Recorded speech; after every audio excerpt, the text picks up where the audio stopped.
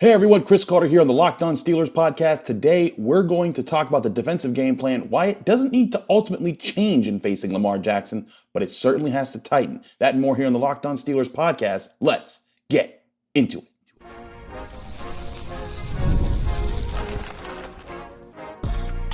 You are Locked On Steelers, your daily Pittsburgh Steelers podcast, part of the Locked On Podcast Network, your team every day.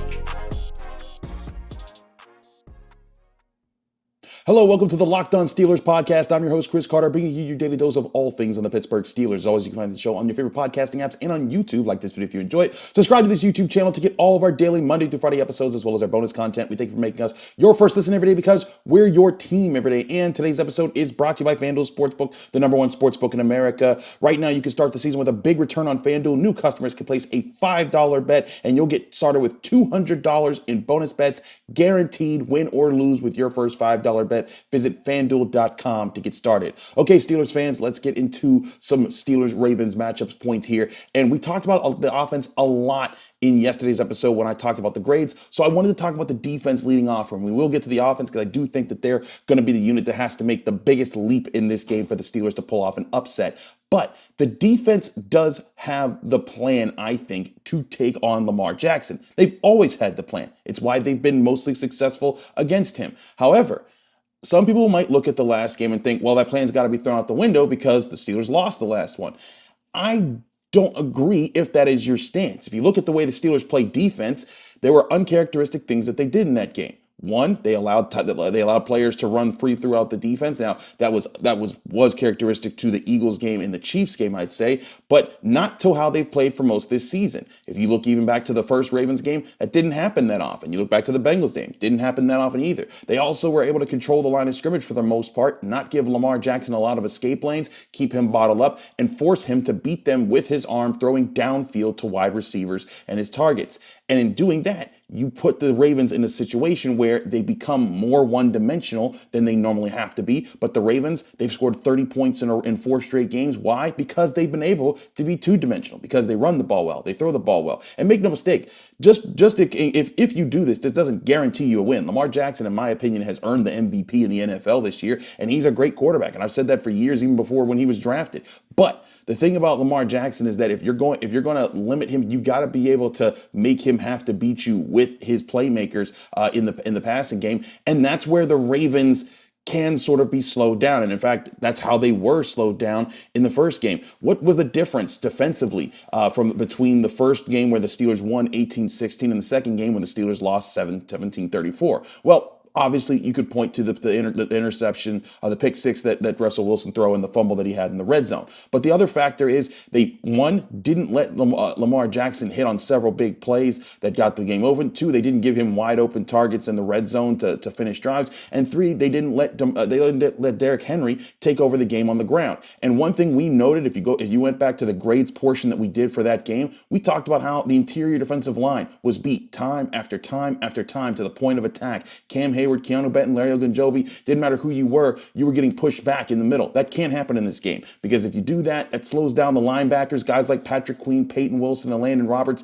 They need to be able to be playmakers in this game. They need to be able to get after the run game, but also get help in pressuring Lamar Jackson. We talked about this yesterday as well. As far as the defense being aggressive, they need to let Patrick Queen be a blitzer in this game. And again, not blitz him every play, not blitz him every other play, but send him at least on throughout the game at least 8 times, sending him in different diverse looks, and not just sending him, sending other guys as well. Force Lamar Jackson into more of a guessing game where he can't be confident that, oh, the Steelers are just sending 4 this time, I just have to worry about the coverage. No, make him worry about the blitzing and the coverage, where it's coming from, how he has to adjust, and force him to have to think quickly on plays. And that's how you can put yourself in better situations to not have to lose out. Now, again, if you look at the Steelers games and Steelers performances in both those games, the Ravens in the time the Steelers beat them, the Ravens were 4 of 11 on third downs. In the win, they were 4 of 10 on third downs. It wasn't as if like the scheme ultimately shifted for the Steelers. I think they lost at the point of attack in the run, which was a big problem. And as Mike Tomlin noted during his Monday press conference, they let Derrick Henry bust loose on a big run late too. And I think the part of what they have to do, because if you go back and you look at Derrick Henry in the first game, it's not like the Steelers shut him down, but they made the use of him I think, somewhat irrelevant throughout the point of the game, where eventually when the Ravens did need to throw the ball and they had only possessed the ball for so long, and that's going to be the point that we get to in the next segment. They didn't have time to keep handing the ball off to Derrick Henry because they had to move the ball and they wanted to get Lamar Jackson going.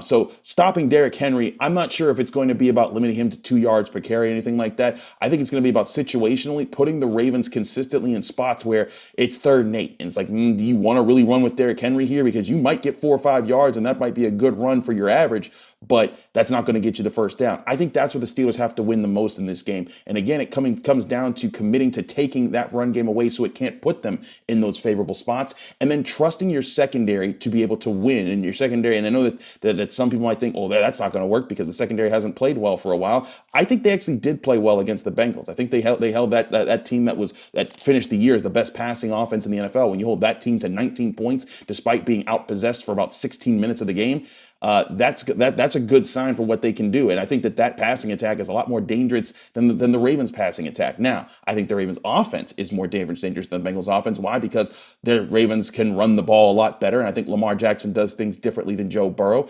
And the weapons that they have vary in their skill. But I think that's where the Steelers can try to find an advantage on defense. If they're able to stick to their plan, if they're able to win the line of scrimmage, limit Derrick Henry from breaking the big play, not give Lamar Jackson the open look at tight ends. Again, when you go back and you look at how they've covered Mark Andrews throughout his career, his touchdown in that last Ravens win over the Steelers, that was his first touchdown of his career against Pittsburgh.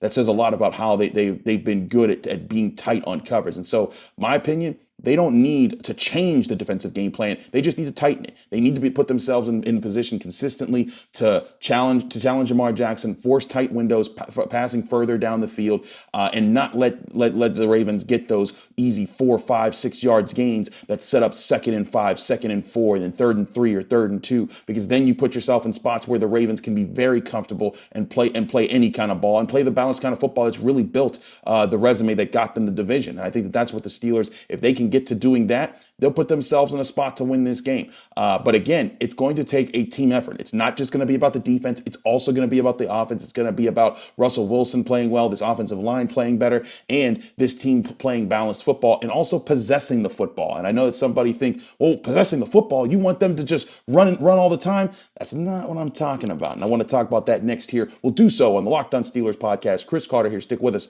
We'll be right back. Today's episode is brought to you by FanDuel Sportsbook, the #1 sportsbook in America. From big upsets to game-winning drives, NFL playoffs are better with FanDuel, America's #1 sportsbook, because right now new customers can bet just $5 and they'll get $200 back in bonus bets guaranteed. That means you get $200 in bonus bets, win or lose, when you place your first bet of $5 or more, only on FanDuel Sportsbook, the #1 sportsbook in America. Your Steelers odds, ends, and lines this week.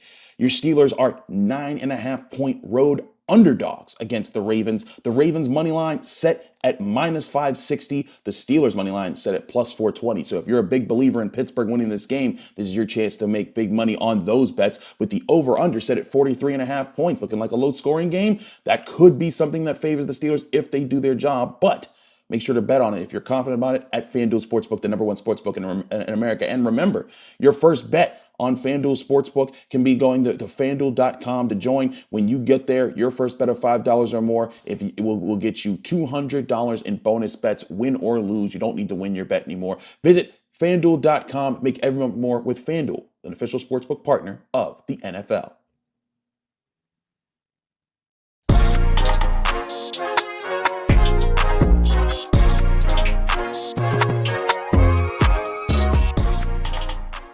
Back here on the Locked On Steelers podcast, I'm your host, Chris Carter. We continue discussing about things the Steelers must do if they want to upset the Baltimore Ravens in Baltimore in the playoffs here. I want to flip back to the offense here, and I want to note something that I brought up there at the end of the last segment. And it's particularly focusing on what's something the Steelers have to achieve in this game, and not through the means that I think people classically think that needs to be done. And that means possessing the football, winning time of possession. But that does not mean the Steelers need to do so by winning ground and pound and just grinding the Ravens out with a run game, getting 3 yards in a cloud of dust all throughout the game and hoping that wins the game. I don't think, as I said before, that's not going to win this game. Teams are on to what the Steelers want to do. You look at how they played the Bengals. They ran the ball on first down for 8 straight first downs in that game. I think if you come into the Ravens with that kind of a game plan, you're setting yourself up for needing the defense to not just be very good, but even elite in this game. And who knows, maybe they'll have an elite performance. But I think you can play complementary football. You've shown it throughout this season,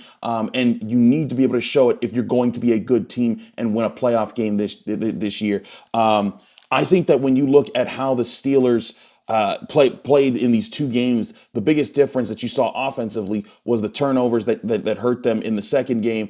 They still didn't score they didn't score many points in the first game, but one thing that they did do in that game was they possessed the football. Remember how we talked about how the Bengals outpossessed the Steelers in their 19-17 win last week by about 16 minutes? Well, the Steelers outpossessed the Ravens for almost 13 minutes in their win when they won 18-16. That's going to be a key in this week, whether you like it or not. I think the Steelers have to win that time possession and win it solidly to limit how many times Lamar Jackson, Derrick Henry, and that offense get to have cracks at it. Because as Mike Tomlin pointed out, I thought this was a good point of observation of him. He said Derrick Henry's a weapon of attrition, talking about how a lot of times he makes those big runs at the end of games when he's worn you down and worn you down and worn you down. And the only way that you let a guy wear you down is if you keep giving them possession after possession after possession, which means shorten up the amount of times that they get the ball, shorten out the amount of times that they get to hold on to the ball during drives. And again, on both games, they only allowed 4 third down conversions by the Ravens in either contest, and that's a good sign. But one, you got to limit the big plays on defense, but you also have to limit how many times they get the ball back with your offense. And doing so, again, doesn't have to come down to running the ball all the time. It's, again, come out, trust Russell Wilson to get the ball out quick. He needs to get the ball out quick. He has gotten the ball out quick several times this year. He hasn't done it efficiently for the past few weeks, and that's cost the Steelers. But I think it's also because they've done that in predictable situations. Like I talked about last time against the Bengals, their first pass on first down came with 1:10 left in the second quarter. You can't do that because now the other team's going to be looking for you to pass in those situations. Come out early in the game and come out slinging. And I'm not talking about always drop the moon ball every play. All streaks go deep every time. I'm talking about look to try to get a matchup where you could force the defense into an either-or situation, or if they're coming out in man, trust that Pat Frymuth's going to win man coverage against his guy. Trust that George Pickens can win man coverage against his guy. Trust Calvin Austin to be just a little bit faster than his guy.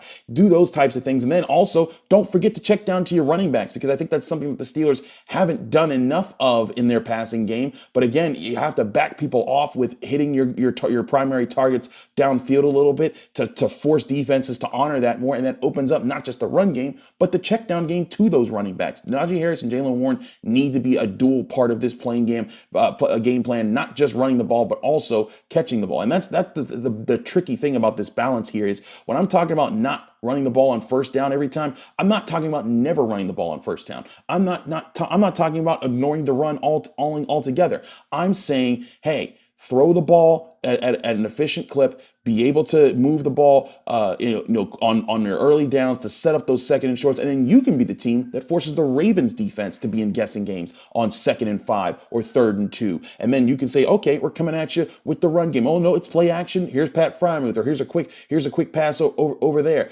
You got to give yourself more of those opportunities in this game, because when you do that, and again, you do it to the passing game, you can still eat up clock if you hit on those passes. And I think that's where this team has to have confidence, is that Russell Wilson is going to hit those passes. I also think this team should have confidence to put Justin Fields back in the game. I think that Mike Tomlin acknowledged, hey, he was hurt. There was part of that was playing into it. And I wonder if him being hurt led the Steelers to say, hey, let's let him be healthy in the Bengals game and try to win that game without him. But this is where it's all on the line. All your cards need to be on the table. It's the playoffs. You got to pull out all the stops. If Justin Fields is available to play, he needs to be in the game. He needs to be part of it. You need to run some quarterback option. You get those 3rd and shorts, run the quarterback option. Give him a chance to make a play. When you get some times when you was like, hey, we want to run the ball here because we want to do something on the ground, put him in and say, you know what, they know we're running, but that quarterback option is going to force them to have to honor multiple things. And do give him the chance to throw the ball, because I know against the Browns in the first game when he missed that pass to George Pickens,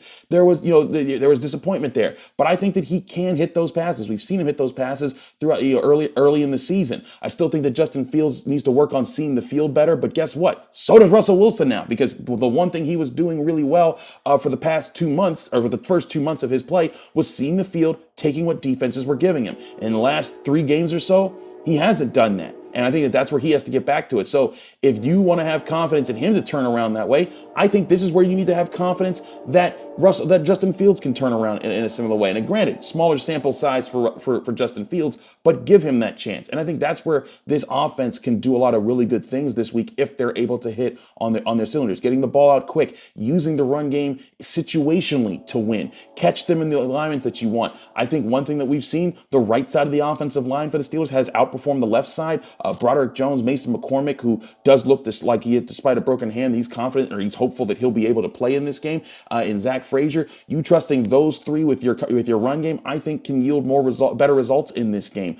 So get behind them a little bit more. Again, pass to set up the run a little bit more, and you set yourself up to still outpossess the Ravens in this game. For example, again, Russell Wilson threw the ball 36 times in the first game when they won 18-16. And yeah, didn't throw a touchdown, team didn't score a touchdown. But again, they possessed the football 36 minutes and 22 seconds to 23 minutes and 38 seconds.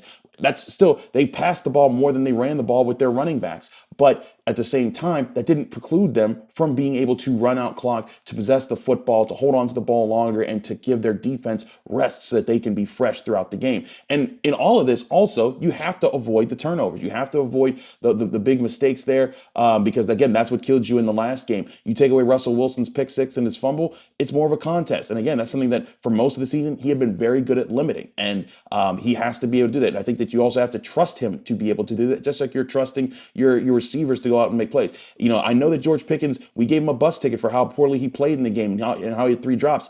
You got to put that behind you, as does he. You have to trust that he's going to be able to shake that off, just like you can trust Pat Freiermuth to shake it off, just like you can trust, if Najee Harris is healthy after his head injury, or if Jaylen Warren can play. You have to trust this offense to be able to make those plays and to get things done here. And that's just the bottom line. That's the situation the Steelers are in. I think that it would be silly to play in a sense like, oh, I just don't think they're going to make any plays. Well, if you don't think that, then there's no reason to even show up. You have to trust that your players are going to make those plays. That's why I think that this passing offense can come out, make plays enough to hurt the Ravens here and there, find good spots, find good matchups. Russell Wilson, I think, needs to make sure he's looking to the right guys in the matchups. Like I said, part of my problem with his approach to the Bengals game was there were some key downs where he was looking at Van Jefferson, and I'm like, man, if they're in man coverage, I'm looking at Pat Freiermuth or George Pickens before I'm looking at Van Jefferson in those spots.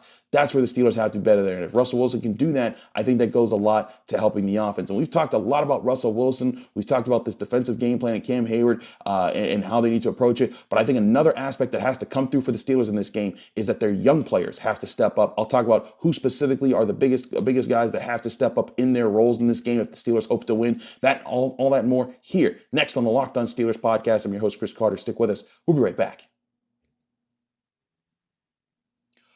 But first, we'll remind you this show is also brought to you by Prize Picks. Prize Picks is daily fantasy made easy. If you love watching the game, you're going to love Prize Picks. It's the easiest and most exciting way to play daily fantasy sports. Whether it's football, basketball, or any of your favorite sports, Prize Picks makes betting on sports that much more fun. Prize Picks makes it easy by simply picking more or less on player stats. If you like someone's total passing yards or rushing touchdowns, guess more or less on your chance to win up to 1,000 times your money. You can make your picks in less than 60 seconds, and whether you're looking for a flex play to boost your payout or you want to cash out quickly, Prize Picks has got you covered. You can win with over 10 million members and billions in winnings all throughout the year. It's clear that people are loving this platform. It's a daily fantasy platform that you need to get on right now, because when your picks hit, Prize Picks makes it easy to cash out. You can get your money in as fast as 15 minutes after you hit on Prize Picks. And a special offer for our NFL listeners on the Locked On Podcast Network. Now you can download the app today, use code LOCKEDONNFL. You get $50 instantly when you play your first $5 lineup. That's Prize Picks. Run your game. Download the Prize Picks app today and use code LOCKEDONNFL to get $50 instantly after your first $5 lineup. That's right, $50 instantly when you play just $5 for Prize Picks. Prize Picks. Run your game. This episode is also brought to you by Rocket Money. Did Rocket Money help you find subscriptions that you were paying for and forgot about? That's definitely what happened to me. I had a few subscriptions that I didn't even realize I was paying for. Rocket Money made it so easy to track all of them down. It's like having your own personal assistant for your finances. Rocket Money is a personal finance app that helps find and cancel your unwanted subscriptions, monitors your spending, and helps lower your bills so that you can grow your savings. It brings everything together in one place, whether it's subscriptions, your spending habits, or even the goals that you want to hit this year. Rocket Money has over 5 million users and has saved a total of $500 million in canceled subscriptions, saving members up to $740 a year when using all of the app's premium features. For me, one of the best features is the subscription tracker. I've used it to cancel services I wasn't even using anymore, and I've already saved a ton. Plus, with their goals feature, I've been able to automatically set aside money for my future. No more stressing about budgeting every single month. Cancel your unwanted subscriptions and reach your financial goals faster with Rocket Money. Go to rocketmoney.com/lockedon today. That's rocketmoney.com/lockedon. rocketmoney.com/lockedon.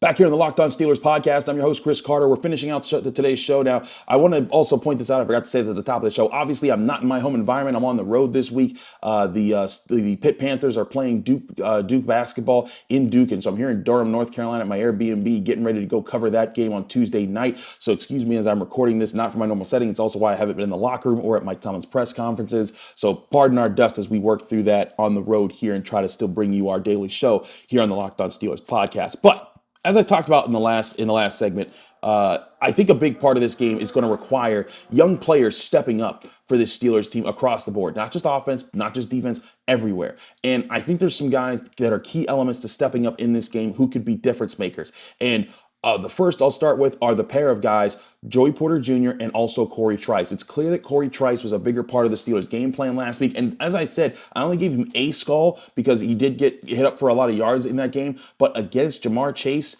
for several times throughout the game, and then eventually they switched him off when T. Higgins got hurt and Joey Porter was moved over to guard Chase more often.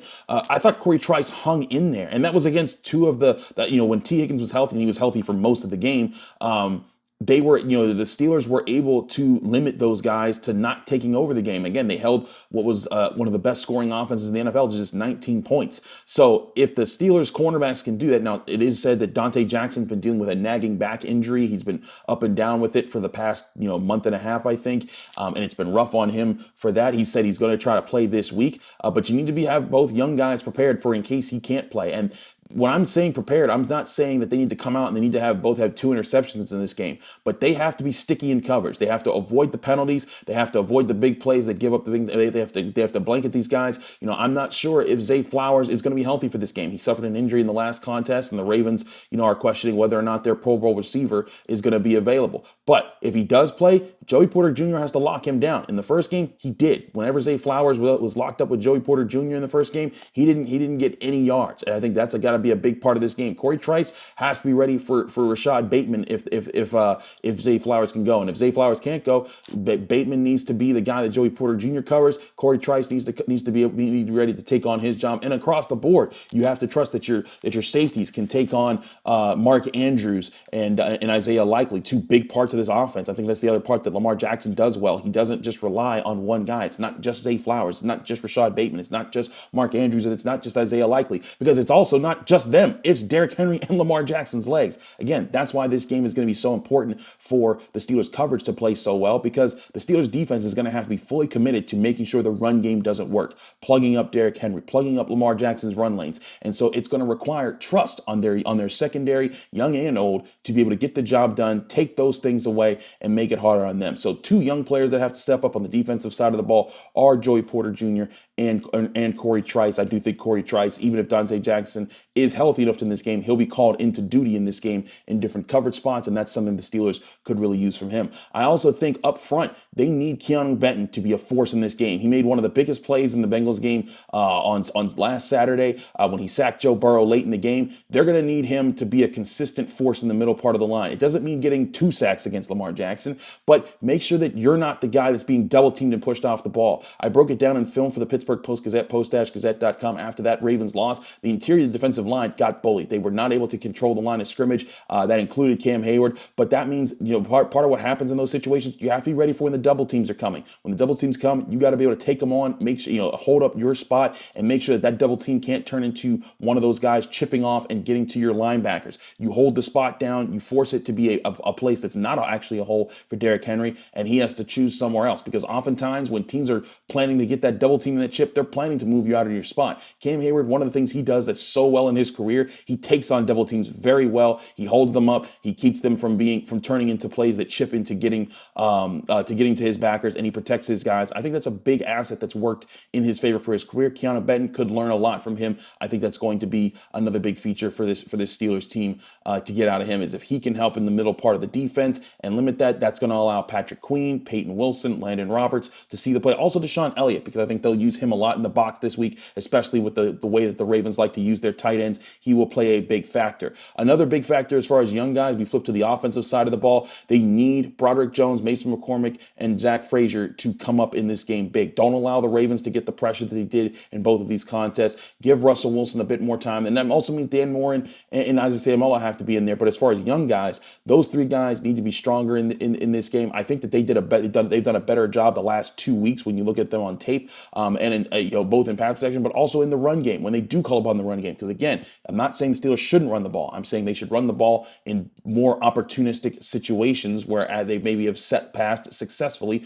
to set up the run. If they're able to do that, I think that these young guys coalescing, becoming a trio that the Steelers can trust as a group for years to come, could be a big benefit to the Steelers in the long term. But they need to be a benefit to them in this game. They're another group that has to come up big. I think another guy that has to come up big is a young guy, and he's not as young anymore, but he's a third-year player. That's George Pickens. And I talked about him earlier in the show, where saying like, hey, you have to be able to trust him to shake his way out of what was a bad game. And I think that's where the Steelers just have to kind of rest themselves at. I think that some people, whenever a good player has a bad game, or a good player is in a slump, and we know George Pickens is a good player because he's been a very good player for most of his 3 years with the Steelers. But we know that when players get in a slump, a lot of people like to say, oh, well, bench him for this guy, teach him a lesson, and do things like that. I'm not so sure that works all the time, because unless you have someone else waiting on the benches that just happens to be very good, or is a really experienced, respected veteran that can take things over. The Steelers don't have that in their wide receiver room right now. Go look at the Colts and how they tried to handle Anthony Richardson. They thought benching him would be the move until they saw what was behind him. Benching him didn't deliver ever. And so now when you're trying to go back to him, it's like, well, what did you learn? You learn that they absolutely need you to succeed, and that maybe they can feel vindicated for any pressure that they faced. That's not the answer here, but the answer is, I do think, challenge him to say, hey, if you want to be part of the future for this team, for this franchise, you want to be the guy, you need to rise up in big moments. He had several opportunities in the game against the Bengals to rise up and be a difference maker that helped them win that game. He didn't come through in those situations. If he comes through and helps them win a playoff game, that might change the tenor on George Pickens in a lot of ways, especially because with the playoff drought that they're in. But this is a time they're going to need to lean on him, just like they'll lean on the young offensive linemen, the young defensive linemen, and the young guys in the secondary. This is a Steelers team that does have a lot of experience on, a lot of guys who've seen a lot of battles. Cam Heyward, TJ Watt, Minkah Fitzpatrick, and even guys they brought in like Patrick Queen and Russell Wilson. They're experienced. They've been through the wars, but they need these young guys to show their experience and that they can go through the wars, and they can go through the wars successfully. Will they be able to? That's what we'll find out Saturday night, 8 p.m. In Baltimore. But we still have a lot more to cover before we get to that point. I'm your host, Chris Carter, here on the Locked On Steelers podcast. Tomorrow, we will have Crossover Thursday with Kevin Ostreicher of the Locked On Ravens podcast. What are the Ravens looking at? How high is their confidence? What are they looking at after scoring 30 straight points in 4 straight games against a team in the Steelers that scored less than 20 points in 4 straight games? We'll cover all of that here on the Locked On Steelers podcast. I'm your host, Chris Carter. Follow me on Twitter, Instagram, Blue Sky, TikTok, all the social medias at Carter Critiques. Read my work at the Pittsburgh Post-Gazette, post-gazette.com. Find me here on the Locked On Steelers podcast every day, Monday through Friday, breaking down your Pittsburgh Steelers. See you here tomorrow for Crossover Thursday.